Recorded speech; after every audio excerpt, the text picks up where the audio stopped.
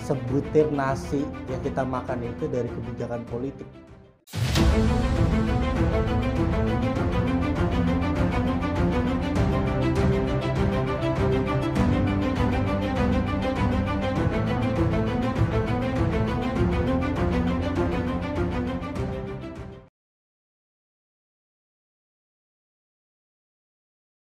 Narasumber yang datang ke studio podcast JCC kali ini usianya masih muda tapi udah sering ikut kegiatan politik. Muhammad Jody Hussein.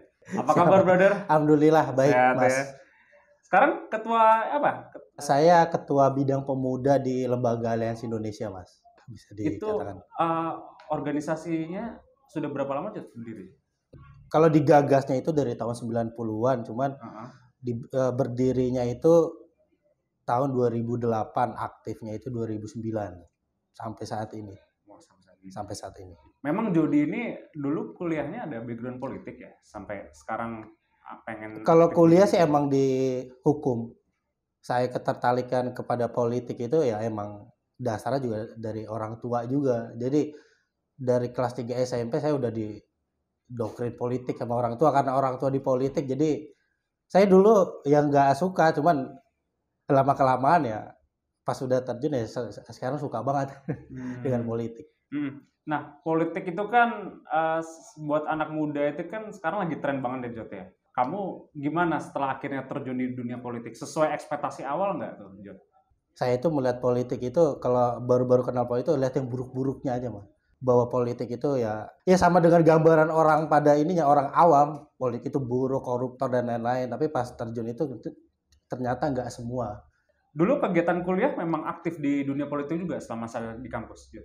Kalau di kampus saya kurang aktif di organisasi-organisasi, Mas. Oh, justru malah di luar kampus ya? Di luar kamu kampus. aktifnya ya? Di luar kampus. Oke. Anggotanya berapa sih organisasi ini sekarang? Organisasi Aliansi Indonesia. Kalau keseluruhan dari 2008 sampai sekarang itu on off ya itu 4 juta. 4 juta? 4 juta orang ke seluruh pelosok Indonesia.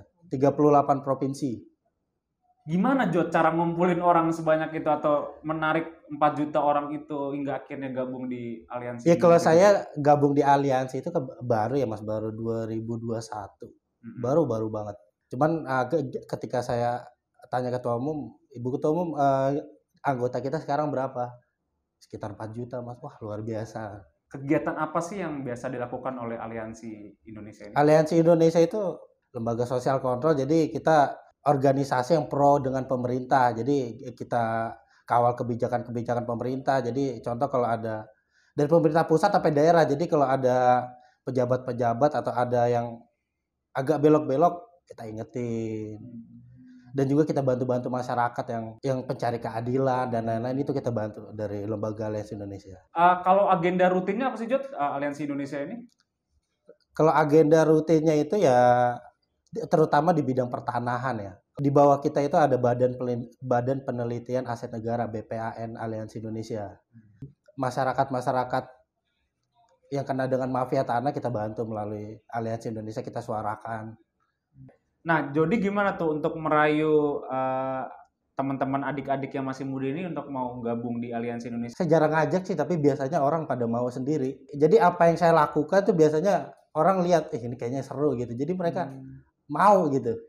Tapi memang penting nggak sih, Jod, anak muda ini melek soal politik? Oh, penting banget, Mas. Saya dulu pernah dibilang sama orang tua saya, sebutir nasi yang kita makan itu dari kebijakan politik. Semua yang kita makan itu semua dari kebijakan politik, dari kita hidup.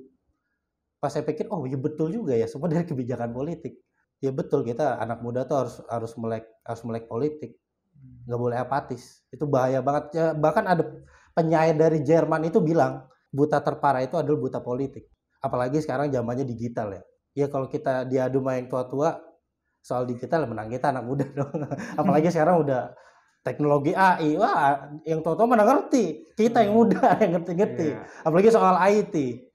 Artinya ini saatnya pemuda yang berbicara ya, Jod ya. Iya. Tapi Jody melihat peran anak muda di dalam dunia politik Indonesia sudah terfasilitasi dengan baik belum sih?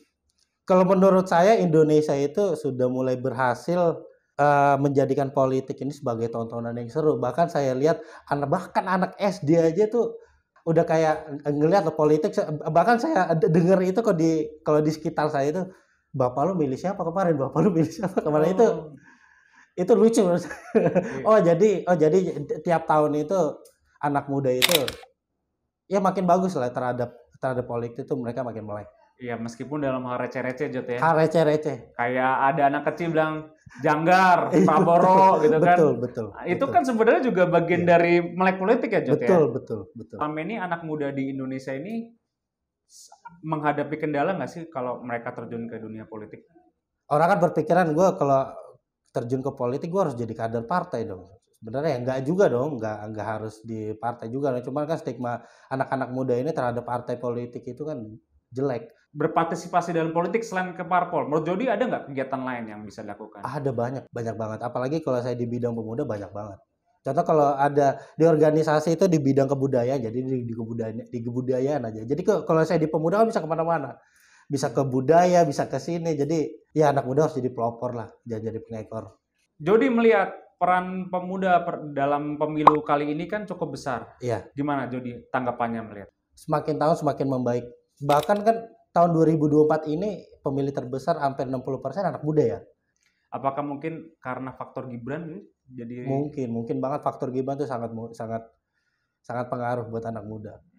Seberapa besar sih pengaruh kehadiran Gibran dalam menumbuhkan minat anak muda dalam berpolitik ini? Ya karena Gibran tahu apa yang dimau anak muda, dia tahu. Contohnya aja kampanyenya dia soal teknologi dan lain-lain. Ya maaf gue ngomong tua pasti agak kurang paham. Kita anak muda emang mainan kita di situ, mainan kita digital, mainan kita sosial media dan lain-lain. Jadi kalau hasil KPU menetapkan Gibran itu ya anak muda pada senang. Terlepas dari omongan-omongan yang lain soal politik dinasti dan lain-lain, ya mau gimana kok kita udah suka sama tuh orang, kita lihat dia bagus, kompeten, kenapa enggak? Maksudnya calon-calon presiden yang sudah berusia di atas itu memang sudah tidak menarik Jod bagi anak-anak muda sehingga mereka lebih kita bosan banget ngeliat presiden yang ya udah tua-tua gitu. Ya cuman saya lihat Pak Prabowo umurnya udah 72 kalau nggak salah. Tapi pas disandingkan sama Gibran, cocok ini, jadi nih barang. Cocok banget Pak Prabowo, tua dan muda itu cocok. Cocok banget. Kalau lawan-lawannya Anies Mohaimin, Ganjar Mahfud, itu kombinasinya pas gak tuh menurut Jody? Iya pas-pas aja sih. Pas-pas aja Mas. Tapi menurut Jody, apakah itu mewakili sosok anak muda kehadiran dua lawan ini? Kalau yang mewakili sosok anak muda ya harus anak muda yang di situ dong. Dia kan yang ngerti. Nggak cuma janji-janji kampanye doang, karena pas udah kerjanya dia tahu, jadi gayanya tuh gaya anak muda. Asik gitu. Jangan hanya yang ngaku-ngaku muda ya Jod ya. Kalau misalnya memang mulus ya, Prabowo dilantik, Gibran yang jadi wakil presiden. Komposisi kabinet, Jody melihatnya ke depannya apakah harus lebih banyak anak muda atau balancing, atau memang yang tua tuh harus lebih banyak, yang muda sedikit. Jody gimana melihatnya Jod? Tetap harus balancing menurut saya Mas. Yang tua sama yang muda ya harus seimbang lah. Jadi kalau kita lihat zamannya Pak Jokowi itu kan staf khususnya Pak Jokowi anak muda semua.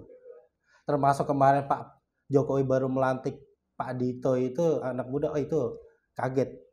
Anak muda, luar biasa, ini Menpora lagi yang dipegang kan, Menteri Pemuda dan Olahraga, luar biasa. Kira-kira jabatan menteri apa sih Jod yang cocok diemban anak muda selain Menpora menurut Jody? Mensesnek. Anak muda tuh cocok. Anak muda kan lincah, karena kalau saya lihat Mensesnek ini kan kasakusuknya luar biasa. Jadi kalau anak muda tuh cocok, gesit. Selain Mensesnek, apalagi Jod? Menteri Agama mungkin? Enggak dong. Kalau Menteri Agama yang sepuh-sepuh itu cocok. Ya di staf khusus tuh anak muda cocok. Staf khusus. Kita bicara Gibran ya. Banyak yang meragukan Gibran tuh katanya anak muda tuh belum pantas lah menjadi seorang wakil presiden. Jody melihat tanggapan miring itu gimana tuh terhadap keraguan-keraguan terhadap sosok Gibran ya yang merupakan anak muda? Ya gimana ya Mas, susah Mas, kalau kita lihat kalau yang tua-tua pada meragukan yang muda ya dibilang kamu belum pengalaman, kamu harus ini itu. Ya gimana kita mau punya pengalaman kalau kita nggak dikasih buat mencoba? Ya kita aja mau berpengalaman nih Mas. Ya, tapi kita nggak dikasih kesempatan gimana? Udah banyak di luar negeri Mas, itu bahkan presiden Prancis itu anak muda luar biasa. Buktinya beliau bisa bawa Prancis menjadi lebih hebat. Kenapa enggak anak muda? Tapi apakah Indonesia bisa gitu dengan negara seluas ini dan sependuduk sebanyak ini, anak muda ini bisa menjadi pemimpin? Bisa banget. Ya kita punya penduduk 270 juta lebih ya, masa iya nggak ada anak muda. Banyak yang pintar-pintar kok Mas, cuman mereka nggak punya jembatan aja, nggak ada yang jembatanin. Oke. Oke. Nah, bicara soal anak muda dan politik ini kan identik dengan apa namanya generasi Indonesia Emas 2045 ya. Menurut Jody, kira-kira anak muda ini harus diberi apa sih agar bisa membawa Indonesia ini lebih baik? Ya pemerintah harus banyak libatkan anak muda dalam bidang digital dan lain-lain, cyber security. Anak muda karena emang wilayahnya anak muda di situ. Pokoknya kalau soal digital teknologi itu anak muda. Jadi pemerintah ya harus banyak-banyak perangkul anak muda. Yang kompeten-kompeten itu banyak banget. Ya contoh aja kita punya hacker yang luar biasa ternyata orang Indonesia itu kan hacker itu nggak ada sekolahnya dulu loh Mas. Itu gimana mereka bisa nge-hack situs orang luar negeri, bahkan situs Malaysia pernah di-hack sama orang Indonesia. Itu gila pintar banget luar biasa. Itu orang Indonesia waktu itu saya lihat di TV, itu anak SMP. Emang selama ini nggak pernah dapat fasilitas dari pemerintah anak-anak muda ini sehingga banyak yang keluar-keluar jalur seperti itu? Banyak ya, cuman ya kita tahu lah yang jabatan-jabatan strategis kan banyak kan anaknya A, anak B. Ya cuman orang-orang biasa ini yang kompeten ini, ya contohnya kayak Pak Jokowi. Bukan anak siapa-siapa kan dulunya kan. Jadi di luar itu ya banyak anak-anak muda yang kompeten ya. Dia bukan anak siapa-siapa tapi dia pintar ya perlu kita jembatanin. Selama ini nggak dapat panggung mereka? Nggak dapat panggung. Ya panggungnya ya dikuasai nama yang itu-itu aja. Bosan kita lah. Ya kalau saya jadi orang tua saya punya anak juga sih ya pasti saya mau kasih yang terbaik sih. Tapi saya dibilang orang tua sih jangan kasih privilege terlalu berlebihan lah, harus mengakar dulu dari bawah. Baru nanti ada saatnya kamu ada di pucuk, ada di atas gitu. Yang penting harus merasakan dulu di bawah tuh kayak gimana. Kalau orang tua saya ajarin ini, cuman nggak tahu kalau yang lain. Dari kacamata anak muda deh, melihat sidang sengketa pemilu ini menarik nggak sih Jod di mata anak-anak muda ini? Nggak menarik Mas. Yang ada kita kalau ngelihat hasil MK itu, sidang MK itu di TikTok itu kalau lewat saya lihat kalau lagi nongkrong saya sama anak-anak muda itu malah ketawa. Ya karena lucu-lucu ada yang saksinya ini lah, aduh lucu gitu Mas kalau kita ngeliat sidang MK. Jadi lebih seperti apa tuh Jod ketimbang sidang? Ya kayak pertunjukan humor. Lucu ngeliatnya. Jadi kayak bukan sidang sih, kayak bukan sidang yang serius. Karena kalau lewat di FYP TikTok saya lucu-lucu. Ya sampai ada yang komen itu ya ngomongin Betul. tetangganya terima uang segala macam ya Jod ya. Betul. Ada pendidikan yang bisa diambil nggak sih dari persidangan soal kecurangan pemilu ini bagi kacamata anak muda ya menurut Jody? Kalau dari kacamata anak muda sih orang melihat Gibran itu kan politik dinasti dan lain-lain. Tapi pada kenyataannya ya itu emang Pak Prabowo sendiri yang minta Gibran jadi cawapresnya. Jadi kalau anak muda tuh ngelihat sekarang Gibran ya yang ya bagus. Gibran itu kompeten. Ya kita nggak ngelihat siapa bapaknya. Soal desakan pemilu ulang, Jody setuju nggak? Ya mau biayain siapa kan gitu. Kalau 01 sama 03 mau biayain sih. Ya kalau saya rasa kalau pemilu ulang ya Prabowo Gibran nambah suaranya malah nambah gede. Malah menang ya? Malah makin menang. Ya kita lihat sendiri aja kalau saya lihat di masyarakat, kalau di tetangga-tetangga saya yang kemarin nyoblos 01, 03 aku ya mereka jadi kayak nyesel gue kemarin kayak nyoblos ini si A masih B ini. Ya jadi kok pemilu ulang ya Prabowo Gibran suara malah makin melejit. Banyak yang nyesel. Kalau saya lihat ya. Kenapa nyesel ya milih? Nggak tahu kenapa. Saya nggak tanya sih. Jod, berarti nggak relevan dong Jod? Tuduhan-tuduhan atau petitum-petitum yang diajukan oleh pemohon 01 dan 03. Buktinya mana nggak ada sampai sekarang. Kan omong-omong doang buktinya. Kalau hukum itu kan harus ada bukti dong. Apa yang dikatakan Bang Hotman, Pak Haris kan. Prediksinya gimana Jod? Sidang MK nih. Bakal plot twist, diterima atau ditolak? Ini kok dari pandangan saya ya, MK ini serba salah Mas.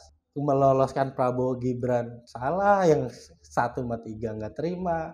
Kalau tidak meloloskan Gibran lebih masalah lagi. 56% ya pemilih Prabowo Gibran itu pasti ngamuk. Saya ngeliat MK ini hakim-hakim MK ini malah kasihan. Aduh, dia meloloskan salah, nggak meloloskan salah, tapi yang pasti mereka putuskan yang terbaik lah. Jod, Ini baru-baru ini kan Bu Megawati ngajuin jadi Amirus Quae ya, artinya pihak yang ingin bisa dilibatkan dalam persidangan itu. Jadi melihat penting nggak nih tokoh-tokoh seperti Megawati hadir di persidangan? Nggak perlu lah mas, masa kayak kemarin, masa seorang, beliau kan mantan presiden, harus menjaga kehormatannya. Kayak contoh kemarin permintaan dari 01 Pak 03 yang minta presiden hadir, kan hakim MK udah itu ya nggak bisa presiden dihadirin di sidang MK. Presiden itu simbol negara, masa mau kita hadirin sini, kan cukup menterinya aja ya cukup lah. Masa sekelas itu di akar rumput juga pasti panas mas. Bu Mega hadir, ini hadir itu panas mas. Pemimpin mas, apalagi Ibu Mega ketua umum partai. Itu menurut saya nggak perlu lah. Tapi beliau udah menyatakan kesediaan hadir. Iya kalau saran saya sih nggak perlu lah, jadi kasihan masyarakat mas. Dari bulan apa kita di ini berita kita tentang politik terus, istirahat dulu lah masyarakat. Lagi habis lebaran ya Jod. Betul. Harapannya Pak Jod terkait dinamika politik ini, apakah udahlah yang penting semua pihak rekonsiliasi atau perlu bagaimana menurut Jody? Ya udahlah mas, yang udah kalah ya udahlah mas, harus legowo lah. Apa sih yang dipersoalin, beda selisih suaranya aja jauh banget. Tapi mereka malah nggak mau menyerah tuh sampai sekarang. Ya gimana? Ya duit mereka juga udah pasti udah banyak habis-habisan. Perlu nggak sih Jod Pak Prabowo ini merangkul mereka? Perlu banget. Tapi kepandangan saya, tapi perlu ada oposisi juga, jangan semua dirangkul. Biar Pak Prabowo ini seimbang. Kan bahaya juga negara kalau pemerintah tidak ada oposisi kan. Harus 01 dan 03 jadi oposisi atau salah satu jadi? Ya yang penting ada partai politik yang jadi oposisi. Kalau saya lihat sih PKS pasti oposisi, konsisten. PDIP feeling saya 50-50, bisa gabung bisa juga enggak. Tapi Jody melihat PDIP ada keinginan nggak sih untuk gabung ke Prabowo Gibran? Ya pasti ada. Ya kepandangan saya pasti ada negosiasi politiknya dulu kan. Apa negosiasinya? Atau jatah menterinya berapa? Proses Jod, itu kan. Ya, Jod, Anies dan Ganjar ini kan bahkan Mahfud dan Caimin ini kan tokoh yang potensial ya dalam politik. Artinya mereka itu bukan kaleng-kaleng lah dalam dunia perpolitikan di tanah air. Perlu nggak mereka dapat jabatan menteri di era Prabowo Gibran nanti? Ditanyakan kembali kepada Pak Prabowo. Menurut pendapat Jody deh? Ya enggak sih. Kenapa? Apa tidak cocok dengan? Dibilang tidak cocok sih enggak, tapi lebih baik. Tapi kalau menurut saya lebih baik sih enggak. Karena mereka kan di MK, waduh, menggebu-gebu banget. Pokoknya gimana caranya biar Pilpres ini 2 putaran atau Mas Gibran ini didiskualifikasi. Oke. Pesan Jody buat orang-orang yang masih ngotot ini apa Jod? Udahlah legowo aja. Ya udahlah kita sama-sama lah bangun pemerintahan ini. Kan bangun pemerintahan ini nggak harus ada di dalam pemerintahan, di luar pun juga bisa. Bahkan jadi oposisi pun itu kan kita juga ikut membangun sama-sama.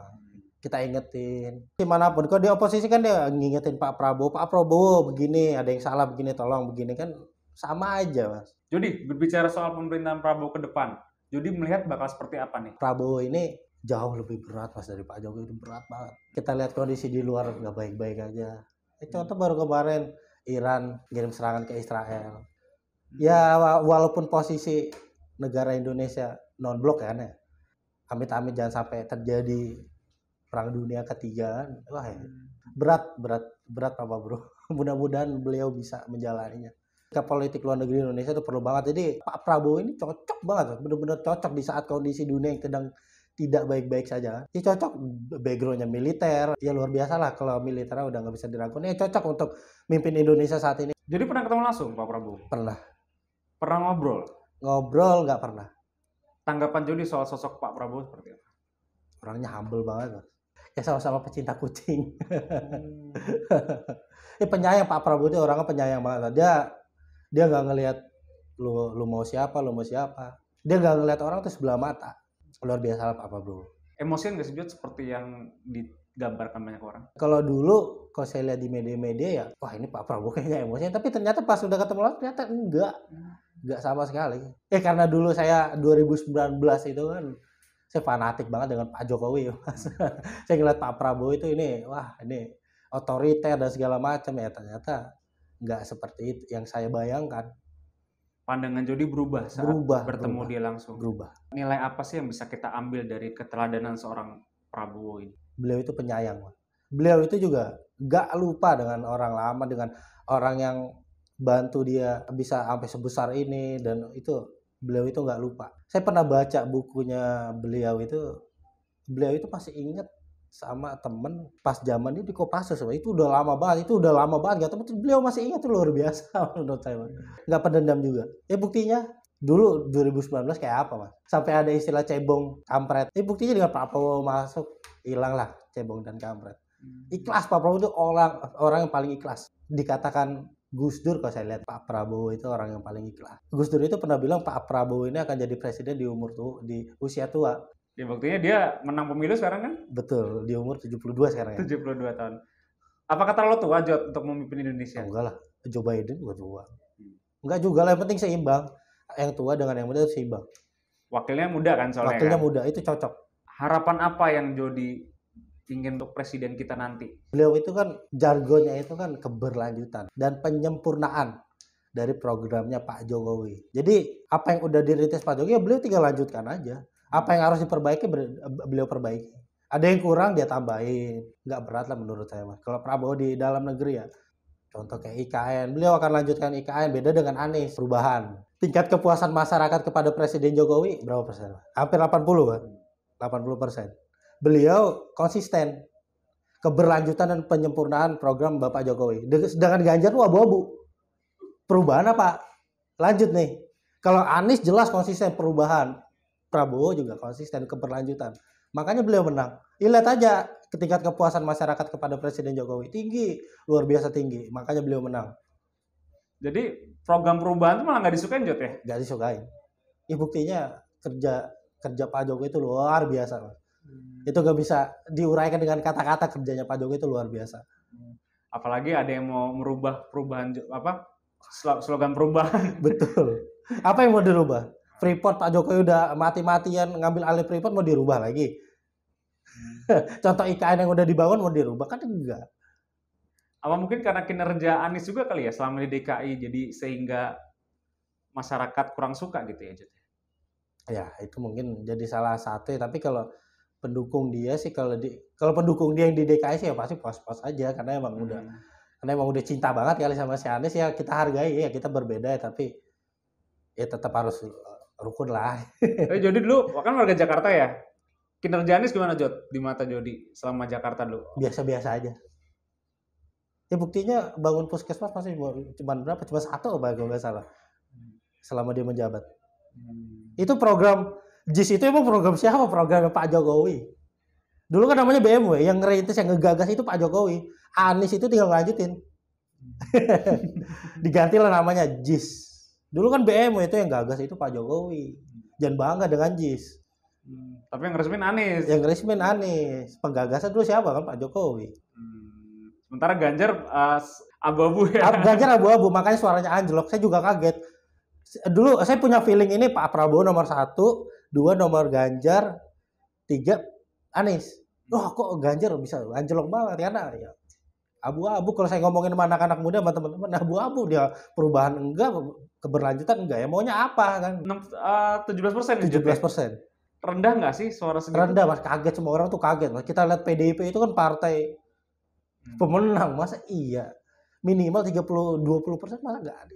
Yang nggak habis pikirannya masa lebih tinggi suara PDIP. Ini kan nggak semua kader PDIP berarti nyoblos Pak Ganjar dong. Jadi justru kader PDIP ini ada beberapa, menurut Jody ya, ada beberapa yang nggak senang sama Ganjar kali ya?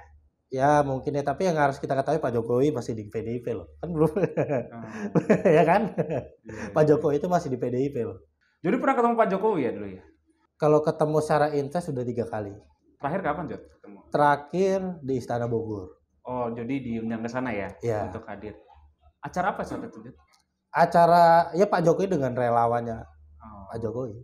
Apa sih Jod yang ya beliau itu sosok yang pendengar mas. Beliau itu mau tahu di luar itu kayak gimana sih soal politik tuh sekarang gimana, apalagi kemarin itu kan udah kampanye, jadi beliau itu mau dengar dari masukan-masukan orang-orang bawah, orang-orang kayak kita kan orang-orang bawah, beliau tuh mau dengar di bawah seperti apa. Kehadiran Gibran ini bahkan banyak yang menuding beliau terlalu ambisius lah. Jadi melihat serangan-serangan terhadap Presiden Jokowi ini apakah pantas diberikan atau gimana Jod? Kalau serangan-serangan itu dari dulu juga Pak Jokowi udah diejek-ejek dari zamannya gubernur juga. Pak Jokowi diem itu malah yang bikin dia menang, malah bikin dia yang makin disayang masyarakat karena dia diem. Buktinya sampai ada, kalau kata orang-orang kan ahli filsafat dan lainnya, sampai wah ngatain presiden tuh, ini presiden diem aja, ngomong apa nggak ngebales apa. Kalau Pak Jokowi otoriter, sekarang jam 5, jam 6 dia hilang juga udah bisa. Buktinya kan enggak. Dia presiden loh kan. Demokratis ya. Iya. Sakit hati nggak menurut Jody Pak Jokowi dicerca kiri kanan tuh? Ya kalau pendukung pasti sakit hati kan. Ya cuman ya kita harus ngikutin gayanya Pak Jokowi.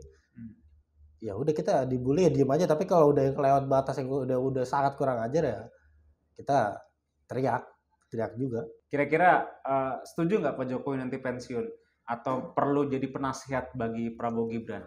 Kalau saya pengennya Pak Jokowi ya setelah ini mau kemana? Jadi Sekjen PBB, itu cocok menurut saya. Naik lagi ke lebih tinggi internasional. Pak Jokowi udah berhasil menjadi kemarin G7, G20, KTT ASEAN.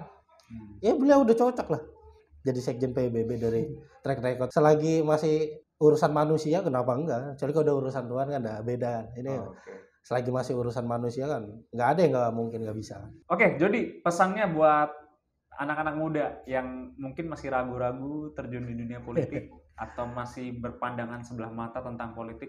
Ya pesan saya buat anak-anak muda, ya, jangan apatis terhadap politik. Kita tuh harus melek terhadap politik. Karena semua apa yang kita lakukan sehari-hari itu, apa yang kita beli, yang kita makan itu semua dari kebijakan politik. Kita jadi anak muda itu harus kritis, harus melihat keadaan sekitar. Nggak boleh apatis terhadap politik.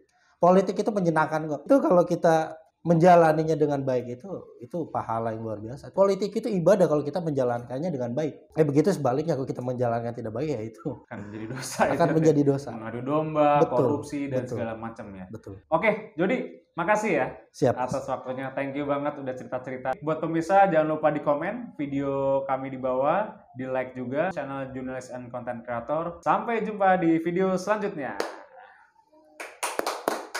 Thank you, Jod.